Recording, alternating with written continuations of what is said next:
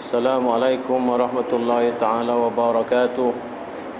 Bismillahirrahmanirrahim. Alhamdulillahi rabbil alamin. Wal 'aqibatu lil muttaqin wa la 'udwana illa 'alal zalimin. Wassalatu wassalamu ala sayidina Muhammadin asyrafil anbiya'i wal mursalin wa ala alihi wa sahbihi ajma'in.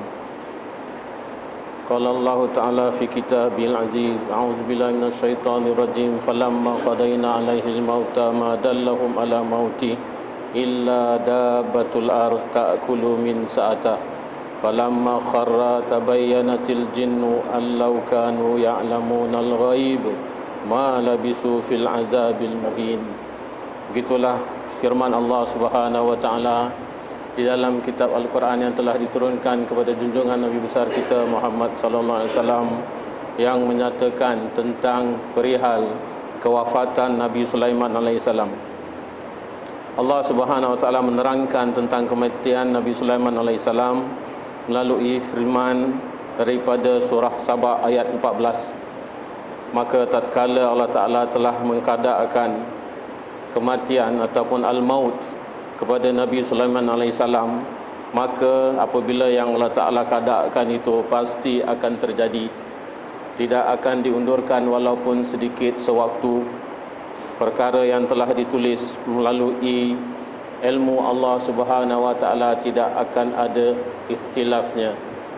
Maka kita tafsirkan ayat ini mengikut daripada pentafsir-pentafsir yang sudah memang ulung, iaitu bilakah berlakunya kematian ataupun kewafatan Nabi Sulaiman alaihissalam ini, iaitu ketika umur beliau 58 tahun. Tidak dijelaskan di dalam tafsir sakit apakah atau sebab apakah Nabi Sulaiman ini diwafatkan. Yang hanya ada satu keterangan di dalam sebuah tafsir yang mengatakan bahawasanya apabila datang menghadap kepada Nabi Sulaiman sebatang pohon ataupun sejenis tumbuh-tumbuhan menghadap kepadanya, kemudian tu akan ditanyakan oleh Nabi Sulaiman, siapa engkau? Dan tumbuh-tumbuhan ini menjawab, aku adalah pohon kharnubah. Jadi apakah pekerjaan engkau, apakah kegunaan engkau ini? Jadi pohon ini menjawab kepada Nabi Sulaiman AS, aku adalah merupakan tanda kepada kewafatan kau. Jadi kalau kita kaji sejarah tentang mukjizat Nabi Sulaiman AS, bukanlah hanya beliau itu dapat memerintahkan jin, dapat memerintahkan angin untuk beliau pergi ke mana yang beliau suka, dan bukan hanya beliau dapat berkata-kata dengan binatang, tetapi beliau juga dapat berkata-kata dengan tumbuh-tumbuhan. Siapa yang pernah belajar ilmu aromaterapi, mereka akan didedahkan kepada mula-mula pengetahuan ini dibuat adalah pada zaman Nabi Sulaiman alaihissalam. Kerana memang Allah Subhanahu wa taala telah mendatangkan satu mukjizat besar kepada Nabi Sulaiman, di mana ada saja tumbuh-tumbuhan yang datang menghadap kepada Nabi Sulaiman, dan Nabi Sulaiman akan bertanya, apa kegunaan kau, apa nama kamu, untuk apa kamu dijadikan. Jadi semua itu telah dicatatkan oleh Nabi Sulaiman, baik iaitu berupa hanya sebatang pohon, daun-daun, bunga-bunga, dan apa saja yang merupakan tumbuh-tumbuhan akan dicatat oleh Nabi Sulaiman. Maka itulah berkembangnya ilmu aromaterapi dan berkembangnya ilmu-ilmu perubatan daripada tumbuh-tumbuhan yang Allah Ta'ala telah ciptakan di muka bumi ini. Sebab itu tak heranlah kalau kita masuk alam Melayu ini, kita selalu mendengar cerita ada kayu yang gunanya ini, ada kayu yang gunanya ini. Khasiatnya itu memang ada.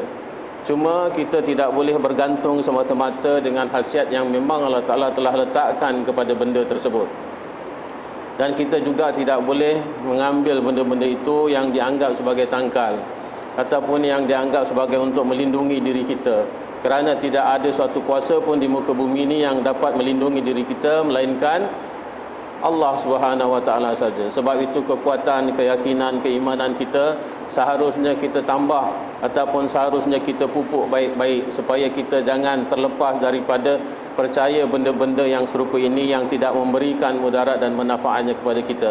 Kita tidak nafikan yang bahawasanya Allah Ta'ala memberikan sesuatu kepada hak, kepada ciptaannya. Sebagaimana kalau kita dengar tentang kayu tas yang ditakuti oleh binatang, ya memang begitu sudah keadaannya. Tetapi bukanlah Allah Ta'ala tidak mampu untuk mengubahkan binatang tadi tidak takut kepada kayu tas. Dan Allah Ta'ala bukannya sesuatu yang tidak punya kuasa untuk mendatangkan kayu tas tadi tidak berfungsi apa-apa. Jadi itulah yang kita katakan sebagai untuk kita panjatkan kekuatan kita kepada Allah, maka kita buanglah keadaan-keadaan seperti itu, iaitu mempercayai sesuatu bukan kerana Allah. Kita percaya kepada Allah. Kita ingat sebuah cerita di mana Nabi Musa AS sakit gigi. Sudah kita ceritakan dalam kuliah ini kalau kita tidak silap, iaitu beliau sakit gigi, kemudian tu bermohon kepada Allah Ta'ala, kemudian Allah Ta'ala menunjukkan satu pohon dan tumbuh-tumbuhannya itu daunnya diambil untuk dikunyah. Maka Nabi Musa AS ambil daun itu dan dikunyahnya, kebetulan sakit giginya hilang. Pada masa yang lain juga dia mengalami sakit gigi yang sama. Kali ini dia tidak bermohon kepada Allah, tetapi dia ambil saja. Konon-kononnya sudah ditunjukkan sekali itulah obatnya. Tetapi apabila dia makan daun yang sama, dia tidak sembuh. Jadi ini sudah menunjukkan satu ajaran tauhid yang diajarkan oleh Nabi Musa kepada kita, iaitu apa saja yang kita makan waimah dia itu ada signifikannya, nama Allah seharusnya disebut, iaitu dengan Bismillahirrahmanirrahim, aku makan obat ini, mudah-mudahan Allah Ta'ala memberikan kesembuhan melaluinya. Ataupun kita makan racun, kalau dikatakan racun itu boleh membunuh manusia, tidak juga mati apabila Sayyidina Umar makan racun. Kerana apa? Bismillahirrahmanirrahim itu sudah dibacakan dengan nama Allah juga, tidak akan ada yang dapat memberikan mudarat. Jadi itulah kembali akidah kita kepada Allah Subhanahu Wa Taala. Jadi itulah sebabnya sebagai tanda, maka Allah Ta'ala telah mendatangkan pohon Qarnubah ini kepada Nabi Sulaiman. Dan apabila dikatakan oleh pohon ini merupakan tanda di mana ajalnya Nabi Sulaiman akan sampai. Jadi kalau kita lihat tanda-tanda yang datang ini berlaku juga kepada Nabi-Nabi yang lain. Contohnya Nabi kita Muhammad SAW, apabila turun ayat surah An-Nasr. Surah An-Nasr itu iaitu Iza ja'a nasrullahi wal fath. Apabila turun ayat ini, sebahagian sahabat sudah mengerti bahawasanya ajal Rasulullah akan sampai. Jadi benar di mana Rasulullah telah wafat selepas daripada 182 hari ayat ini diturunkan. Dan ada juga sahabat-sahabat yang ketika ayat ini turun dia menangis, dan ada yang bertanya, kenapa kamu menangis? Tidakkah kamu merasakan ayat ini merupakan satu ayat kegembiraan di mana Allah Ta'ala telah membukakan pintu kemenangan kepada umat Islam? Tapi sahabat yang ditanya ini kata, kamu tak tahukah takwil ayat ini? Kalau seandainya Allah Ta'ala sudah memberikan kemenangan kepada Islam, mungkinkah Allah Ta'ala akan memberikan kepanjangan usia kepada Nabi kita? Setentunya tugas beliau sudah selesai. Kerana Islam sudah menang, maka beliau akan kembali menghadap kepada Tuhannya. Itu yang membuat aku menangis. Jadi ayat ini takwilnya adalah menunjukkan tanda kewafatan Rasulullah yang selang 182 hari dia sudah meninggal dunia. Ada yang mengatakan ayat ini adalah ayat yang akhir. Memang benar kerana ayat ini adalah ayat yang akhir, ayat yang sempurna satu surah yang diturunkan kepada Rasulullah. Ada pula yang mengatakan ayat yang akhir itu turun ketika Nabi mengerjakan haji wada. Ini ada macam-macam ikhtilaf tentang akhirnya ayat Al-Quran yang diturunkan kepada junjungan Nabi besar kita Muhammad sallallahu alaihi wasallam. Jadi apabila pohon ini sudah menyatakan tugasnya, maka Nabi Sulaiman mengatakan, iaitu dia berdoa kepada Allah Subhanahu Wa Taala. Dia kata, janganlah kamu memperlihatkan kematian aku ini kepada jin-jin yang sedang bekerja untuk menyempurnakan bangunan Haikal Sulaiman itu. Kerana kalau mereka tahu aku sudah meninggal ataupun aku sudah mati, mereka akan menjadi engkar semula. Jadi sebab itulah Allah Ta'ala telah mendatangkan tak lama kemudian malaikat maut yang untuk dia itu mengerjakan apa yang diperintahkan oleh Allah Ta'ala dalam bentuk seorang lelaki yang tampan. Masuk di dalam mihrab Nabi Sulaiman yang ketika itu sedang bermunajat kepada Allah Ta'ala di dalam istananya yang terbuat daripada dinding-dinding kaca. Kalau dia duduk di dalam mihrabnya itu, jin-jin yang bekerja akan dapat melihatnya daripada luar, kerana jin tidak akan dapat masuk dalam mihrab Nabi Sulaiman. Siapa saja jin yang akan dapat masuk di sana, dia akan terbakar. Maka mereka tidak tahu keberadaan Nabi Sulaiman melainkan melalui kaca ini saja, iaitu dapat dilihat daripada luar. Maka orang ini ditanya oleh Nabi Sulaiman, bagaimana kamu dapat masuk di dalam tempat mihrab aku ini, sedangkan tak pernah aku izinkan sesiapa pun masuk, apalagi ketikanya aku sedang bermunajat kepada Allah. Maka malaikat maut mengatakan, aku datang daripada perintah Tuhan kamu. Apa hajat kamu, kata Nabi Sulaiman? Adakah kamu sekadar untuk berziarah kepada aku, ataupun kamu ada misi-misi tertentu? Maka dia mengatakan, sebagaimana tanda yang sudah Allah Ta'ala datangkan kepada kamu, iaitu datangnya pohon Qarnubah, maka sudah sampailah ajalnya kamu. Jadi kata Nabi Sulaiman, dipersilakanlah mengerjakan sebagaimana pekerjaan yang diperintahkan oleh Allah. Ini adalah merupakan sifat para Nabi. Apabila datang sesuatu yang untuk memisahkan jiwanya daripada jasad, dia itu tidak lagi ragu-ragu merasakan. Tetapi kita kalau boleh tak mau mati, nak hidup 1000 tahun. Kita kerana apa? Kita tidak punya bekal. Tidak punya bekal melalui alam barzah nanti, iaitu dalam alam yang paling jauh dan sangat sukar perjalanannya. Perbekalan kita sedikit tapi perjalanan kita jauh. Maka itulah yang membuat kita ragu-ragu untuk berpisah daripada jasad dunia kita ini. Maka kalau kita lihat bagaimana persediaan para Nabi untuk menghadapi maut, mereka itu sudah mempersiapkan bekal yang amat banyak, yang untuk mereka perkirakan di dalam perjalanan alam barzah itu mereka tidak akan merasakan kesempitan. Maka kita contohilah selama usia kita masih ada, supaya kita senantiasa jangan membuang waktu kita kuat, iaitu kita cepat-cepat untuk mengerjakan kebaikan. Sebagaimana yang disebut di dalam satu ayat, fastabiqul khairat, maka hendaklah kamu itu berlumba-lumba di dalam perkara kebaikan. Kerana perkara kebaikan ini tak usah ditangguh. Sebab apa kita kata perkara kebaikan ini tidak usah ditangguh? Kerana apabila banyak ditangguh, akan datanglah halangan-halangan lain yang akhirnya kita tidak akan dapat berbuat satu kebaikan pun. Jadi oleh kerana doanya Nabi Sulaiman tidak mahu jin-jin itu mengetahui keadaannya, maka malaikat maut ini mencabut nyawa Nabi Sulaiman ketika dia berdiri dan pegang tongkatnya itu, iaitu dia bersandar kepada tongkatnya. Jadi dia sudah diakhirkan hayatnya oleh Allah Ta'ala dengan keadaan berdiri dan bersandar kepada tongkat. Dan keadaan berdirinya itu berpanjangan, tidak ada satu pun yang mengetahui. Jin-jin yang sibuk bekerja itu melihat kenapa Nabi Sulaiman tidak keluar, tidak kada hajat, tidak makan, tidak minum. Jadi jin-jin ini semua heran. Kerana apa menjadi keheranannya? Kerana berdirinya Nabi Sulaiman setelah dipisahkan jiwanya daripada jasad itu berlalu sampai 1 tahun lamanya. Setahun lamanya sudah mati tetap berdiri di atas tongkatnya tadi itu, bersandar kepada tongkat.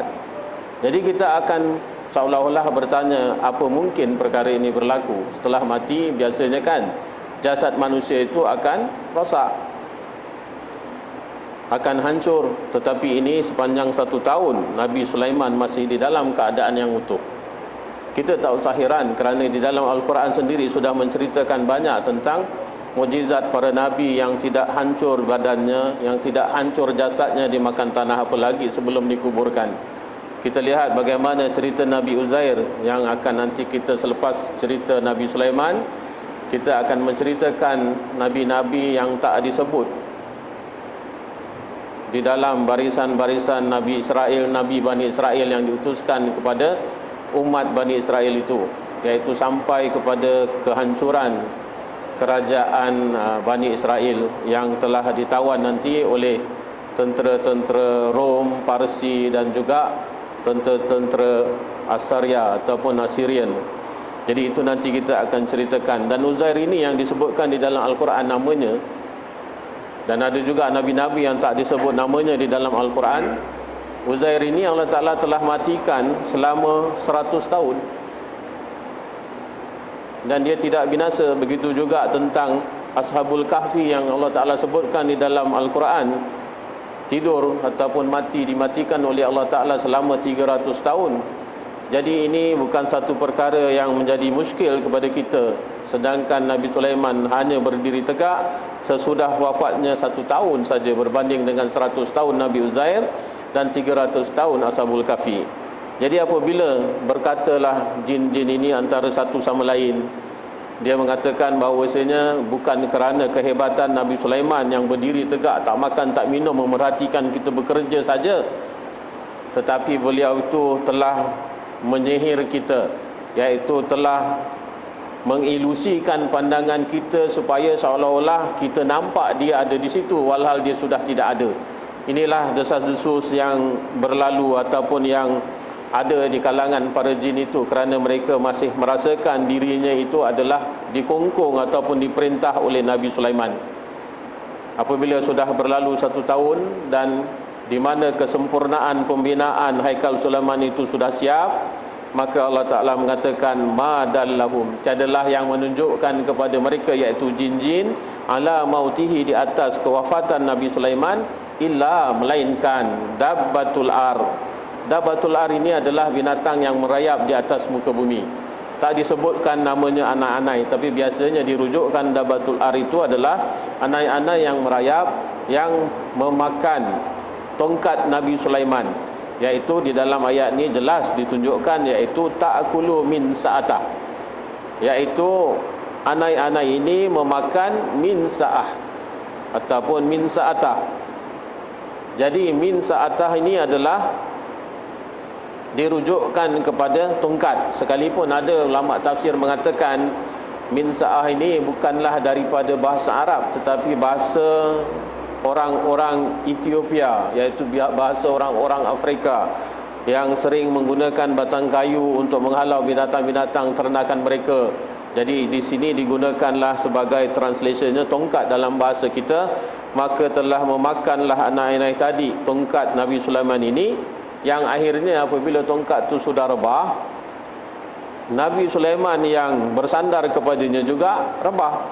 Sebagaimana ayat selanjutnya mengatakan falamma kharra, maka tatkala rebah ataupun jatuh mayat Nabi Sulaiman ini, tabayyanatil jinnu, maka barulah jin-jin ini sadar, rupanya Nabi Sulaiman sudah wafat.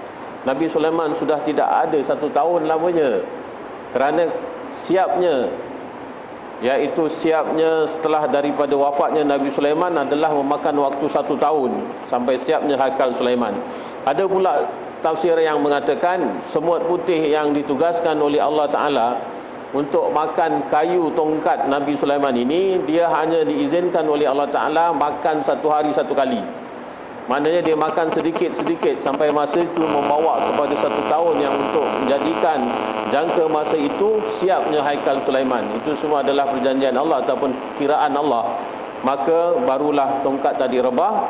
Daripada situ tabayyanatil jinnu, maka jelaslah kepada jin-jin tadi, allau kanu ya'lamunal ghaiba, bahawasanya kalaulah mereka, iaitu jin-jin itu, mengetahui perkara yang gaib, sudah tentu mereka akan mengetahui keadaan Nabi Sulaiman yang sebenarnya. Walhal mereka hanya mendapat mengetahui disebabkan atas petunjuk anak-anak yang telah makan tongkat Nabi Sulaiman, barulah mereka tahu Nabi Sulaiman telah mati. Ma labisu fil azabil muhin, tidaklah jin-jin itu tetap di dalam azab yang hina. Jadi ayat ini menjelaskan kepada kita, memberikan pendidikan kepada kita bahawasanya jin tidak mengetahui yang gaib. Jin tidak tahu apa yang akan terjadi, dan jin bukan membawa perkhabaran-perkhabaran yang benar. Kita tahu banyak, khusus di dalam alam Melayu kita ni, ada pawang, ada bomoh yang ada mereka pula itu mengambil perkhidmatan daripada jin, yang ada pelihara jin. Ini sudah jadi sebahagian daripada yang pernah kita alami, iaitu yang pernah kita temui, dan bagaimana mereka itu mengambil jin ni dan dipelihara sebagai peliharaan yang boleh dibuat sebagai khadam. Sudah banyak kita tanyakan dan pernah kita bercakap-cakap dengan orang seperti macam ini, yang menurut pada mereka jin ini sebenarnya dia tidak mengetahui keadaan yang gaib. Yang dia tahu itu adalah informasi yang sudah terjadi. Kerana mereka itu usianya panjang dan mereka itu boleh menyiasat melalui apa saja perkara kerana dia tak dapat kita lihat. Dia boleh masuk rumah kita, dia boleh dengar perbuatan kita, dia boleh tahu apa rancangan yang bakal kita kerjakan. Dan dia tahu keturunan kita daripada sebelum-sebelumnya kerana dia berusia panjang. Kalau dia jin yang tinggal satu masa dengan Nabi Musa, boleh bertemu dengan Nabi Muhammad sallallahu alaihi wasallam sebagaimana yang sudah kita jelaskan pada kuliah-kuliah yang lalu, mungkinkah dia tidak mengetahui tentang perjalanan masa daripada sejak zaman Nabi Musa sampai zaman Nabi Muhammad? Tentu dia tahu. Kita lihat saja orang yang usianya panjang 90, 100 tahun, 120 tahun, dia boleh cerita tentang apa yang berlaku tentang zaman zaman Jepun, zaman British, zaman apa saja yang dilalui. Dia akan dapat menceritakan peristiwa-peristiwa atau kisah yang berlaku. Begitu juga jin. Tetapi jin tidak pernah mengetahui apa yang bakal terjadi, kerana yang mengetahui yang bakal terjadi, yang mengetahui yang gaib hanyalah Allah Subhanahu wa taala. Sebab itu kita jangan tertipu dengan apa yang didatangkan oleh jin-jin yang menjadi khadam kepada orang-orang yang tidak bertanggungjawab, yang merasakan diri mereka itu nak menolong kita, tapi sebenarnya dia itu bukan menolong tetapi memberikan kabar-kabar bohong. Ini yang sepatutnya kita jauhkan. Kerana di dalam agama sendiri sudah diajarkan orang kalau nakkan sesuatu, dia boleh minta langsung kepada Allah Ta'ala, boleh sembahyang istikharah, minta petunjuk daripada Allah yang mana baik, yang mana tidak baik.